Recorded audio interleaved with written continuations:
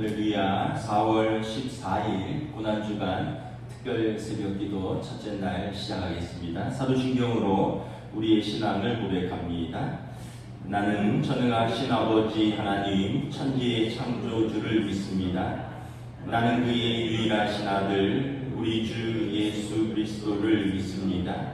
그는 성령으로 잉태되어 동정녀 마리아에게서 나시고 본디오 빌라도에게 고난을 받아 십자가에 못 박혀 죽으시고 장사된 뒤 사흘 만에 죽은 자 가운데서 다시 살아나셨으며 하늘에 오르시어 전능하신 아버지 하나님 우편에 앉아 계시다가 거기로부터 살아있는 자와 죽은 자를 심판하러 오십니다. 나는 성령을 믿으며 거룩한 공교회와 성도의 교제와 죄를 용서받는 것과 몸의 부활과 영생을 믿습니다. 아멘. 찬송가 140장 찬양하시겠습니다. 찬송가 140장입니다.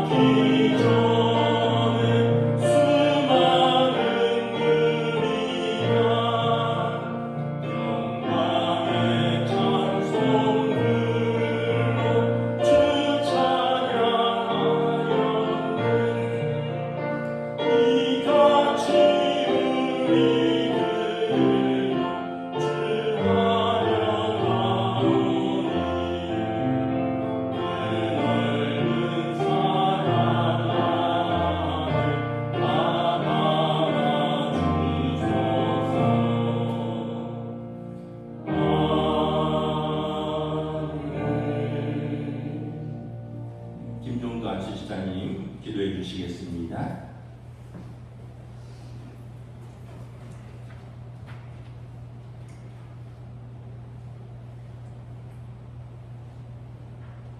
총독의 군병들이 예수를 데리고 관정 안으로 들어가서 온 군대를 그에게로 모으고 그의 옷을 벗기고 홍포를 입히며 가시관을 엮어 그 머리에 씌우고 갈대를 그 오른손에 들리고 그 앞에서 무릎을 꿇고 희롱하여 이르되 유대인의 왕이여 평안할지어다 하며 그에게 침 뱉고 갈대를 빼앗아 그의 머리를 치더라. 희롱을 다하고 홍포를 벗기고 도로 그의 옷을 입혀 십자가에 못 박으려고 끌고 나가니라. 아멘.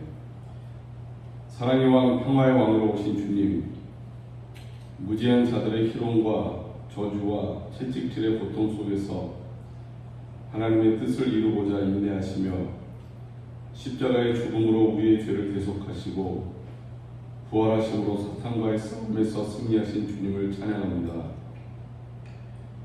인간의 죄가 시작된 이래로 인간과 하나님과의 끊어진 관계를 회복하시고자 계획하신 하나님의 사랑과 그 계획을 이루고자 자신을 기꺼이 대속제물로 내어주신 예수님의 사랑에 감사하며 이 고난주간에 그 사랑을 깊이 묵상하는 시간이 되기를 바랍니다. 주님의 사랑이 우리에게 스며들어 우리 또한 끊어진 관계를 회복하고 도움이 필요한 곳에 사랑의 손을 내밀고 얼어붙은 마음에 주님의 따뜻한 사랑을 전함으로 주님 안에서 사랑으로 하나 되는 세상을 만들어가기를 소망합니다. 이 시간에 목사님을 통해 선포되는 말씀에 은혜받게 하시고 아멘으로 화답하는 예배가 되기를 원하며 고난 가운데서 죽음을 이기시고 부활하신 예수님의 이름으로 기도드렸습니다. 아멘.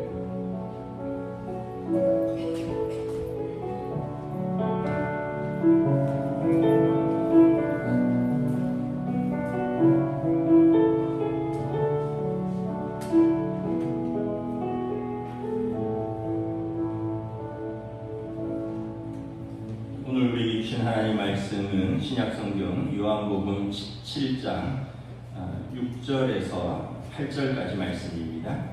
요한복음 17장 6절에서 8절까지 말씀입니다. 신약성경 177페이지입니다. 다 찾으신 줄 알고 저와 여러분들이 한 절씩 교도하겠습니다. 요한복음 17장 6절에서 8절입니다. 세상 중에서 내게 주신 사람들에게 내가 아버지의 이름을 나타내었나이다. 그들은 아버지의 것이었는데 내게 주셨으며 그들은 아버지의 말씀을 지켰나이다. 지금 그들은 아버지께서 내게 주신 것이 다 아버지께로부터 온 것인 줄 알았나이다. 함께 읽습니다. 나는 아버지께서 내게 주신 말씀들을 그들에게 주었사오며 그들은 이것을 받고 내가 아버지께로부터 나온 줄을 참으로 아오며 아버지께서 나를 보내신 줄도 믿었사옵나이다. 아멘. 네, 한 주간 고난주간 특별 새벽 기도를 드립니다. 예수님께서 십자가에서 죽으시기 직전에 하신 일은 기도하신 일입니다. 그래서 요한복음 17장 대제사장적 중보기도를 통해서 우리가 예수님의 마지막 마음, 예수님의 마지막 기도가 어떤가 우리가 말씀을 보려고 합니다. 우리가 주일날 조금 봤는데요. 1절, 5절까지는 예수님께서 자신을 위한 기도였죠. 십자가를 감당함으로 하나님께 영광을 돌릴 수 있게 해달라는 기도.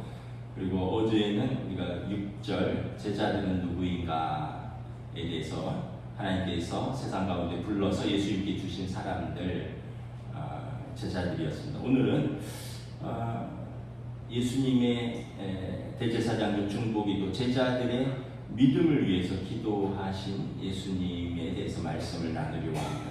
예수님께서 우리의 믿음을 위해서 기도하셨습니다. 여러분, 믿음이라는 것을 어떻게 정의할 수 있을까요? 여러 가지 정의가 있겠지만 제가 좋아하는 정의는 믿음은 존재의 근거이다라는 정의입니다. 무슨 말이냐면 자기가 믿는 것에 마음의 중심을 두고 자기가 믿는 것에 가치를 두고 산다는 뜻입니다. 그래서 어떤 사람이 무엇을 믿느냐에 따라서 그 사람의 가치와 그 사람의 삶의 방향 그리고 그 사람에 대한 평가가 이루어집니다. 그 사람이 무엇을 믿느냐가 그 사람인가, 어떤 사람인가를 알 수 있다는 거죠.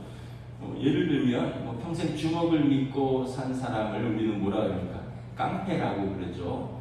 또 반면에 또 평생 예수를 사랑하고 또 예수를 추구하고 산 사람을 우리는 예술가, 아티스트라고 말합니다.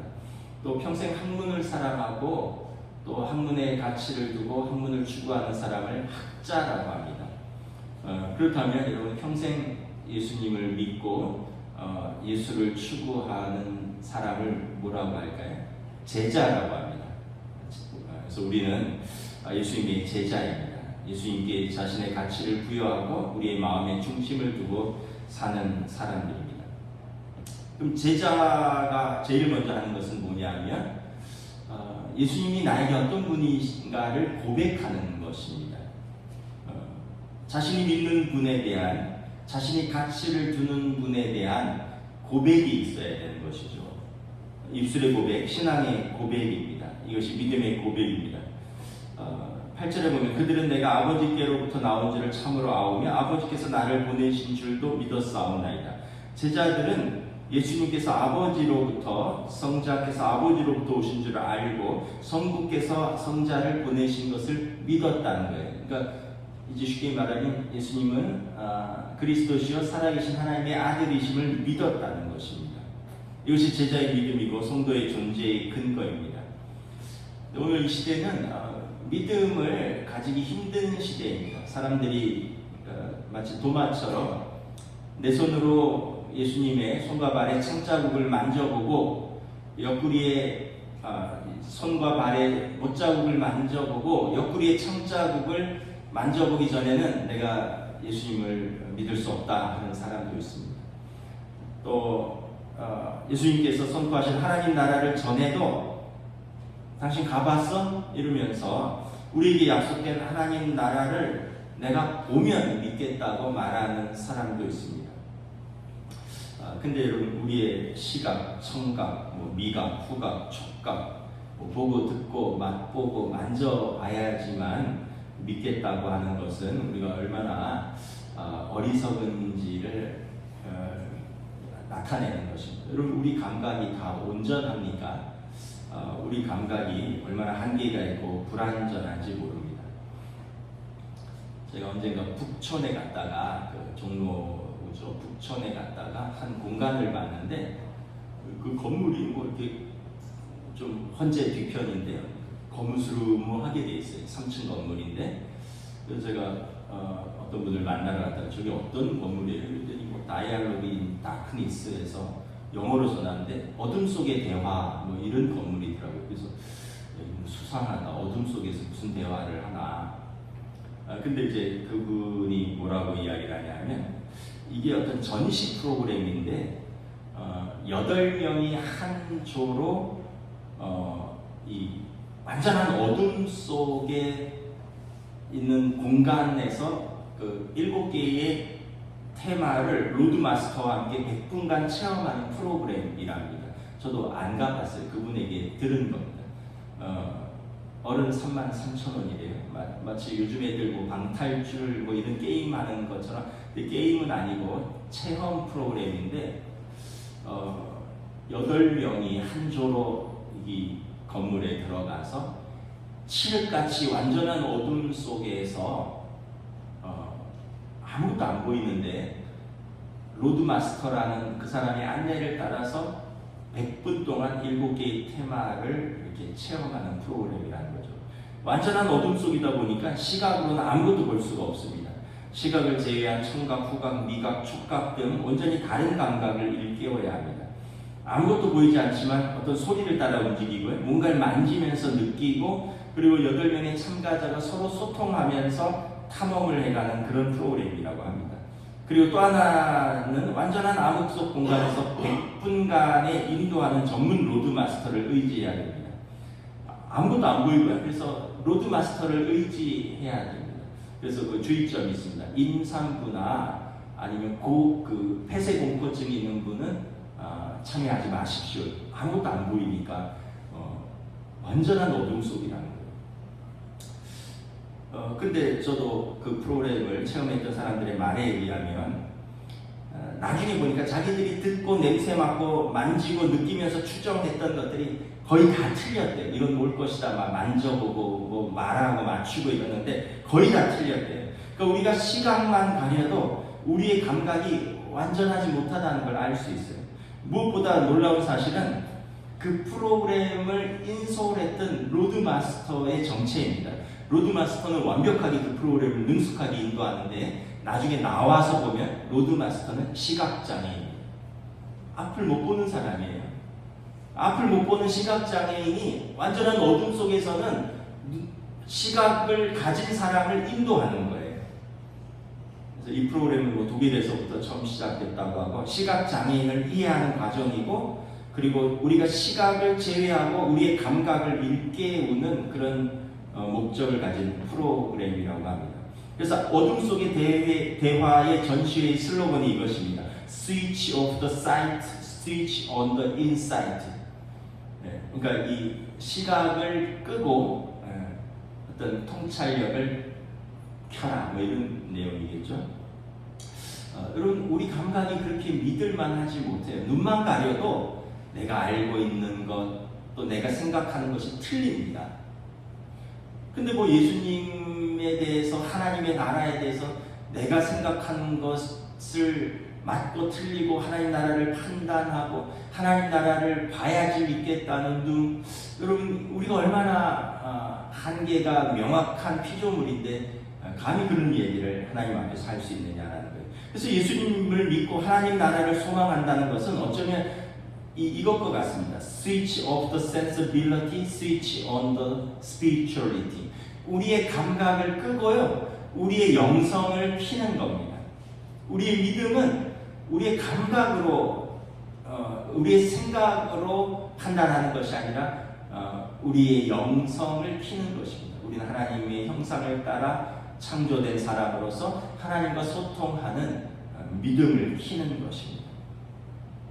마태복음 16장에서 예수님께서 제자들에게 물으십니다. 사람들은 나를 누구라 하느냐? 제자들이 대답합니다. 너로는 세례 요한이고 너로는 엘리야고 어떤 이는 예레미야나 선지자 중에 하나이다. 어떤 사람은 자기가 본 대로, 어떤 사람은 자기가 들은 대로, 어떤 사람은 자기가 생각한 대로 말을 합니다. 예수님께서 묻습니다. 너희는 나를 누구라 하느냐? 이에 베드로가 대답합니다. 주는 그리스도시요 살아계신 하나님의 아들이십니다. 예수님께서 베드로의 이 고백을 칭찬하십니다. 바요나 시몬아 내가 복이 있도다. 이를 내게 알게 한 이는 혈육이 아니요 하늘에 계신 내 아버지시라. 내가 이 반석 위에 내 교회를 세우리니 음부의 권세가 이기지 못하리라. 그래서 여러분 이 믿음의 고백 위에 교회가 세워지는 것입니다. 예수님께서 제자들의 이 믿음을 위해서 기도하셨습니다. 예수님께서 우리들의 믿음을 위해서 기도하셨습니다. 우리의 믿음이 약하면 여러분 기도하셔야 돼요. 성령님께서 예수님의 말씀을 깨닫게 하시고 예수님의 가르침을 생각나게 하실 것입니다. 예수님은 우리의 믿음을 위해서 기도하셨습니다. 우리의 신앙 고백은 이것입니다. 우리 한번 따라하겠습니다. 주는 그리스도시요 살아계신 하나님의 아들이십니다. 이 고백을 하는 사람들만 영생을 선물로 얻는 것입니다. 로마서 10장에 보면 사람이 마음으로 믿어 의에 이르고 입으로 시인하여 구원에 이르느니라. 누구든지 주의 이름을 부르는 자는 구원을 얻으리라. 먼저 마음으로 믿고요. 그 다음에 우리 입으로 시인하여 구원을 얻는 것입니다. 또한 제자들은 예수님의 말씀이 하나님의 말씀임을 믿었습니다. 8절에 보면 그들은 이것을 받고 이것은 예수님의 말씀입니다. 내가 아버지께로부터 나온 줄을 참으로 아오며 아버지께서 나를 보내시는 줄도 믿었습니다. 말은 그 사람의 인격입니다. 어떤 사람의 말을 믿는다는 것은 그 사람을 믿는다는 것입니다. 그 사람을 안 믿으면 그 사람이 콩으로 매주를 쓴다고 해도 안 믿어요. 근데 그 사람을 믿으면 팥으로 매주를 쓴다고 해도 믿을 겁니다. 왜냐하면 말과 인격은 동일하기 때문에 그렇습니다. 제자들은 예수님의 말을 믿었습니다. 예수님을 믿었기에 예수님의 말씀을 믿었습니다. 여러분 이 믿음은 어떻게 가지느냐? 우리 8절 다시 한번 공독하겠습니다. 나는 아버지께서 내게 주신 말씀들을 그들에게 주었사오며 그들은 이것을 받고 내가 아버지께로부터 나온 줄을 참으로 아오며 아버지께서 나를 보내신 줄도 믿었사오나이다. 믿음의 시작은 말씀을 들음이라는 것을 알 수 있습니다. 내가 아버지께서 내게 주신 말씀을 그들에게 주었사오며 예수님께서 하나님의 말씀을 그들에게 주었고 그들이 이것을 받고 예수님께서 하나님께서 보내신 그리스도이신가를 믿었다라는 거예요. 그래서 여러분 믿음의 시작은 말씀을 들음입니다. 여러분 부지런히 말씀을 읽고 듣고 묵상해야 우리의 믿음이 풍성해지고 자랍니다. 요즘 시대는 참 좋은 시대입니다. 이게 어떤 문제도 있지만 유익도 많아요. 유튜브 같은 걸 통해서 우리가 유익한 강의, 또 좋은 노래, 또 어떤 스포츠, 퍼포먼스 이런 거를 전 세계 거를 우리가 다 찾아볼 수 있잖아요. 설교도 그렇습니다. 여러분 국내외 유명한 목사님들 설교를 들을 수 있어요. 예전에는 외국 목사님들은 들어도 이해를 못했지만 요즘 다 자막으로 뜹니다. 그래서 여러분 뭐 부족한 제 설교만 듣지 마시고 여러분 유명한 목사님들, 영성 있는 목사님들 설교를 좀 찾아 들어보셔요. 저도 듣습니다. 저도 국내외 어떤 선배 목사님들, 유명한 목사님들 설교를 듣습니다. 저는 여러분들이 그분들 설교 듣는다고 교회를 옮길 거라고 생각하지 않습니다. 그렇게 의미가 없을 거라고 생각하지 않고요. 여러분 부족한 제 설교는 또 듣지만 여러분들의 영성의 풍성함을 위해서 좋아하는 목사님, 또 좋아하는 성경 공부 강, 요즘 뭐 기독교 TV 방송 이런 데를 보면 성경 공부 강좌도 옛날에는 신청하고 돈을 내고 무슨 요일에 무슨 시간에 그 장소에 가야지만 들을 수 있었는데 요즘은 다 찾으면 그냥 무료로 다 들을 수 있어요. 그런 걸 보면 참 좋은 시대이면서 또 한편 이제 위기의 시대이기도 하죠. 왜냐하면 저처럼 잘 못하는 사람은 위기이기도 한데 뭐 그럼에도 불구하고 아까도 말했지만 저는 여러분들에게 찾아서 들으시라고 하나님의 말씀도 듣고 성경 공부도 듣고 상담 프로그램도 듣고 들으면서 여러분의 영혼을 살찌우십시오. 뭐 스포츠도 보시고 뭐 다른 유튜브도 보시고 뭐 음악도 들으시지만 균형 있게 하나님의 말씀도 찾아 들으셔요. 근데 이제 문제는 뭐냐면 설교나 성경 공부보다 더 감각적이고 더 자극적이고 더 재미있는 콘텐츠들이 유튜브에 넘쳐난다는 거예요. 우리의 감각들에게 호소하는 프로그램들이 더 많다는 거예요. 설교는 집중하려면 최소 10분 이상 들어야 되는데 이 시대는 10분을 못 기다려요. 어느 사회학자가 이 시대의 트렌드를 이렇게 짚었습니다. 이 시대는 간단함을 추구한다. 길고 복잡한 것을 좋아하지 않습니다. 글도 길면 아닐 거예요. 요즘 뭐 릴스, 뭐 쇼츠 해갖고 영상도요.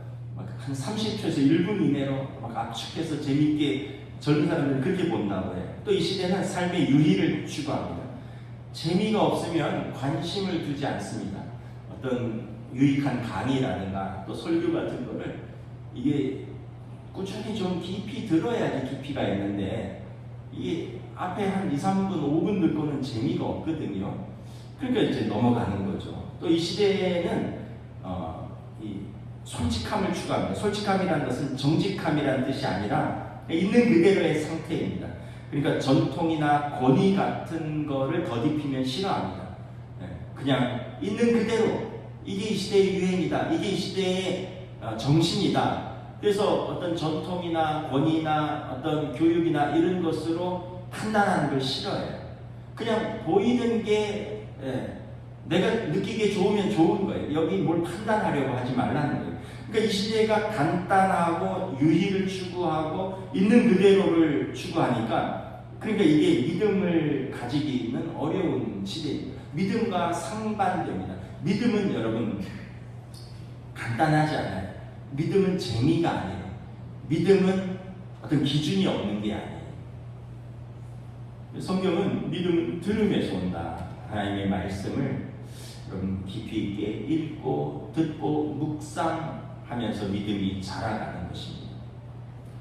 그러므로 믿음은 들음에서 나며 들음은 그리스도의 말씀으로 말미암느니라. 그래서 우리의 믿음의 기준은 성경 하나님의 말씀입니다. 아까 이 시대가 솔직함이라고 했잖아요. 솔직함이라는 것은 정직함이라는 개념이 아니라 그냥 날것 있는 그대로를 받아들이는 건데 성경은 그렇지 않아요. 하나님의 기준으로 받아들여야 됩니다. 성경이 하나님의 말씀이라는 이 기준이 흔들리면 예수님을 알 수도 예수님을 믿을 수도 없습니다. 많은 사람들이 성경은 구시대의 유물이라 생각하고 성경이 이 시대와 맞지 않는다고 생각합니다. 그래서 하나님의 말씀 중에서 내가 취사 선택할 수 있다라고 생각을 합니다. 근데 사실 이 생각은 하나님의 말씀이 내게 부담스럽고 내게 거치는 돌이 되니까 그 부분은 내가 건너뛰겠다라는 거예요.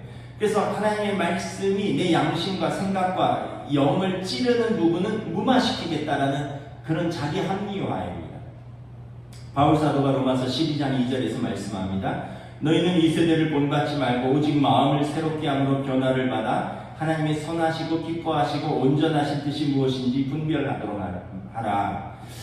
너희는 이 세대를 본받지 말고, 이게 영어로 뭐라 그러냐면 do not conform to the pattern of the world 이렇게 되어 있는데, 이 시대에 패턴이 있다는 거야. 패턴, 이 시대에 패턴이 있다는 겁니다. 이걸 conform, 부합하다, 따르지 말라는 거예요. 세상의 방식, 세상의 패턴에 부합하지 말라는 것입니다. 이 세상 사람들이 다 아니라고 할지라도 그것이 하나님의 말씀이라면 순종할 수 있는 용기가 있어야 됩니다. 이것이 믿음입니다. 이 세상 사람들이 다 맞다고 할지라도 그것이 하나님의 말씀이 아니라면 이것을 거절하는 용기가 있어야 됩니다. 이것이 믿음입니다. 우리가 예수님의 제자라면 우리는 성경을 하나님의 말씀으로 믿는 사람들입니다. 이 명확한 기준을 흔들려서는 안 됩니다. 그냥 아무나 보고 듣는 게 아니라 기준이 있어야 돼요. 또 우리는 무엇을 믿습니까? 예수님의 사역을 믿습니다. 7절 함께 읽습니다. 시작. 지금 그들은 아버지께서 내게 주신 것이 다 아버지께로부터 온 것인 줄 알았나이다. 그러니까 예수님께서 하신 것이 다 아버지께로 온 것인 것을 믿었다라는 거예요. 그러니까 예수님의 사역은 성부로부터 위임받은 사역입니다. 예수님이 하신 일은 모두 하나님의 일입니다. 그래서 예수님의 사역을 믿는다는 것은 예수님의 인격을 믿는다는 것뿐만 아니라 예수님이 하나님의 아들로서 하나님으로부터 전권을 위임받은 그 하나님의 그 권세와 나라와 영광을 믿는 것입니다. 성경에 보면 복음서에 오병이어의 사건 이후에 많은 사람들이 예수님을 따랐습니다. 예수님께서 이렇게 말씀하시죠. 너희가 나를 따르면 먹고 배부른 까닭이라. 한 끼 식사를 해결을 하니까 그것에 그들이 혹시 이가 그리스도가 아닌가 하여 따랐다는 거예요. 그래서 그들의 요구가 뭡니까? 우리도 우리 조상들처럼 하늘에서 양식을 내려 주십시오. 가난한 시대에 먹고 사는 것이 어려운 시대에 하늘에서 양식을 내려달라. 그럼 우리가 당신을 따르겠나이다.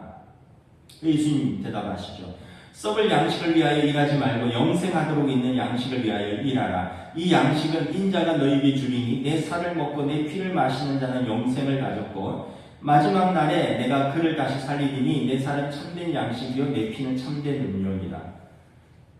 먹는 것 중요한데 그건 그냥 우리의 몸을 위한 것이고 너희의 영혼을 위하여 내 살을 먹고 내 피를 마시라. 그 예수님을 믿고 예수님의 그 십자가의 대속의 죽으심과 예수님의 부활과 예수님의 재림과 그 예수님이 하시는 모든 말씀을 믿으라는 건데 무리들은 그건 어렵다라는 거예요. 그래서 무리들이 말씀이 어렵도다 수군거리면서 떠나간다. 내 살을 먹고 내 피를 마시라는 것은 우리를 위하여 찢기시는 예수님의 몸이고 우리를 위하여 흘리시는 예수님의 피거든요. 근데 이제 무리들은 아니 십자가에서 죽었는데 어떻게 우리를 구원하겠느냐 라고 떠나가는 것입니다. 이처럼 예수님의 사역을 믿는다는 것은 예수님의 말씀뿐만 아니라 예수님이 하신 모든 일을 받아들이는 것입니다. 예수님의 십자가는 저와 여러분의 죄를 속량하시는 대속의 죽으심을 믿는 것입니다. 예수님의 부활, 죽은 사람이 어떻게 사느냐 이게 아니라 죄와 사망의 권세를 이기시고 부활하심으로 하나님께서 아들을 높이시고 모든 믿는 자들이 그 부활의 열매에 동참할 것을 우리가 믿는 것입니다. 예수님의 재림 2000년이 지났는데 아침까지 안 오는데 뭘 또 온다고 했느냐 이렇게 하는 분들이 많은데 예수님께서 약속대로 다시 오셔서 산자와 죽은 자를 심판할 권세를 가지신 것을 믿는 것입니다. 그러니까 성경은 사실 믿음의 문제입니다. 예수님의 말씀을 믿는 것이고 예수님의 존재를 믿는 것이고 예수님의 하신 일을 믿는 것입니다. 이게 쉽지 않지만 우리의 영혼이 살고 죽는 문제라는 것입니다. 제가 몇 번 말씀드린 예화인데 이거만큼 믿음에 대해서 잘 설명한 예화가 없어서 다시 한번 말씀을 드립니다. 1859년 여름에 한 고개사가 나이아가라 폭포 위를 외주를 타고 건넜습니다. 미국과 캐나다의 그 경계를 나이아가라 폭포에 폭포 위에 48m 위에 밧줄을 걸고 이 밧줄을 이 15kg가 되는 그 18km가 되는 장대로 균형을 잡으면서 왔다 갔다 했어요. 구름 같은 관중들이 그것을 보려고 모였습니다. 삐끗하면 떨어지면 죽는 거예요. 근데 이 사람이 얼마나 외주를 잘 타는지 18km가 되는 긴 장대를 들고 왔다 갔다 하는 거예요. 이분이 이렇게 말합니다. 내가 이번에는 자전거를 타고 건너겠습니까? 믿습니까? 믿습니다. 그래서 정말 자전거를 타고 폭포를 건넜습니다. 이번에는 내가 눈을 가리고 건너겠습니다. 믿습니까? 믿습니다. 했대요. 그래서 안대로 눈을 가리고 폭포를 건넜습니다. 이번에는 내가 한 사람을 업고 건너겠습니다. 믿습니까? 했더니 믿습니다. 이랬대요. 그럼 누가 내 등에 엎으시겠습니까? 했더니 아무도 말을 안 하더래요. 앞에 계신 분에게 당신이 내 등에 엎으시겠습니까? 아니라고. 나는 아니에요. 아까 믿는다고 그랬잖아요. 당신이 죄송합니다. 앞에 계십니까? 공정한 권사님, 당신이 엎으시겠습니까? 아니라고. 유춘정 권사님, 당신이 엎으시겠습니까? 나는 아니라고. 찰스 브런딘이 마지막으로 한 사람을 지목합니다. 그분의 이름은 해리 콜코드인데 찰스 브런딘의 매니저입니다. 해리, 당신은 나를 믿습니까? 예. 당신이 나에게 엎으시겠습니까? 내가 엎이겠습니다. 그래갖고 그분을 업었어요. 출발하면서 이렇게 말합니다. 내가 당신에게 부탁합니다. 당신이 내 등에 엎이면 당신이 할 일은 아무것도 없습니다. 당신이 힘을 주지 말아야 됩니다. 내가 흔들리면 당신도 그냥 흔들리면 됩니다. 당신이 균형을 잡는 것이 아닙니다. 균형은 내가 잡는 것입니다.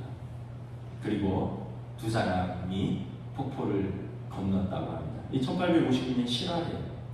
저는 이 이야기를 들으면서 우리의 믿음과 같다라는 생각합니다. 우리가 평소에는 예수님을 그렇게 믿는다고 아멘 하지만 결정적인 순간에 나는 아니지요 라고 우리가 혹시 뺄 수도 있거든요. 예수님께서 우리의 이 연약한 믿음을 위해서 기도하십니다. 그래서 바울 사도가 갈라디아서 2장 20절에서 이렇게 고백합니다.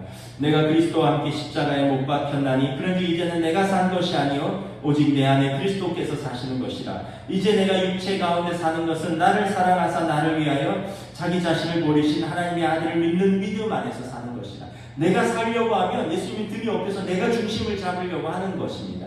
그러나 이제 내가 사는 것은 내가 사는 것이 아니라 내 안에 사는 예수님을 믿는 믿음 가운데서 사는 것입니다. 우리는 그냥 그분께 엎이시고 그분이 중심을 잡는 것입니다. 우리 힘을 빼는 것입니다. 말씀을 마치겠습니다.